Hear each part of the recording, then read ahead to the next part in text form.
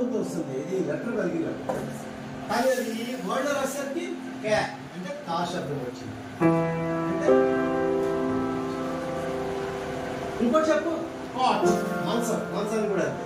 మీరు కాట్ని సి కొట్టి కాట్ని సాట్ అనుకోండి, ఎందుకంటే సీని సాగా ఉంటుంది కదా, అలా అనుకోండి.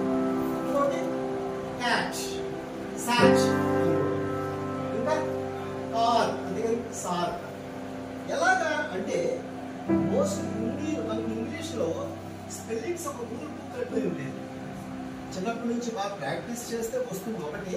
రెండోది మనకి చేయగా చదవగా చాలా మంది స్పెల్లింగ్స్ని తర్వాత ప్రొనౌన్సియేషన్ మనం అలవాటు పడిపోతాం. ఇది ఒక గ్రాడ్యువల్గా చేసేటువంటి ప్రాక్టీసే కానీ ఇది బై హార్ట్ చేసేది కాదు. లేదంటే చాలా తక్కువ రూల్స్ ఉన్నాయి. అన్ని స్పెల్లింగ్స్ అన్ని వర్డ్ యొక్క స్పెల్లింగ్స్ గుర్తుపెట్టుకోవడానికి మనకి అవకాశం ఉంది. కాకపోతే ప్రాక్టీస్ చేస్తూ ఉంటుంటే ఈజీ మెథడ్ టిప్స్ ద్వారా చేస్తూ ఉంటే మనకు అలవాటైపోతాయి స్పెల్లింగ్స్ ఎలా చెప్పాలి. సో ఈ సి అనేది ఈ సా శబ్దంతో లేవా సార్ అంటే ఉన్నాయి. చూడండి ఒకటే ఒకటి చెప్తాను, యాక్సెస్. యాక్సెస్ అని పదం వెళ్ళాలి.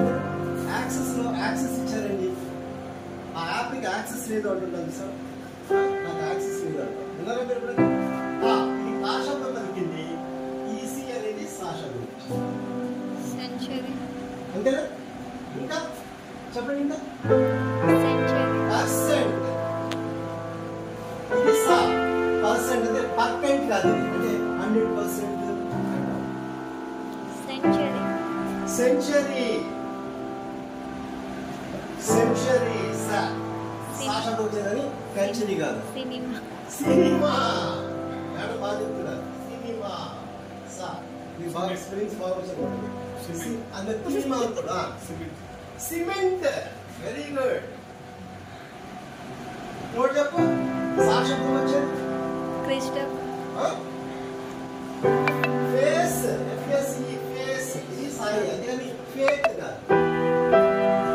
ఓకే, సో కొన్ని పదాలు అంటే మనకి రెగ్యులర్ గా ఫ్రీక్వెంట్ గా అంటే తరచుగా ఎప్పుడు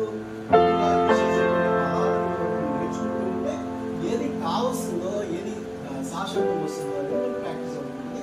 దానికి మనం ప్యానిక్ అవ్వాల్సిన పని లేదు ఇంగ్లీష్ స్పెల్లింగ్ సంబంధించి.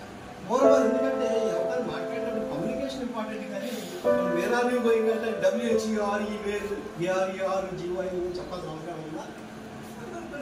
అవసరం ఉంది. ఇప్పుడైతే మన కంప్యూటర్ మీద వర్క్ చేయడం అనేది అలవాటు అయిపోయిన తర్వాత మనకి అదే సజెషన్స్ ఇస్తుంది, అదే స్పెల్ చెక్ అంతా కూడా అవుతుంది, ప్రాబ్లం. కానీ మనకు తెలియాలి కాబట్టి గ్రాడ్యువల్గా నేర్చుకోవాలి.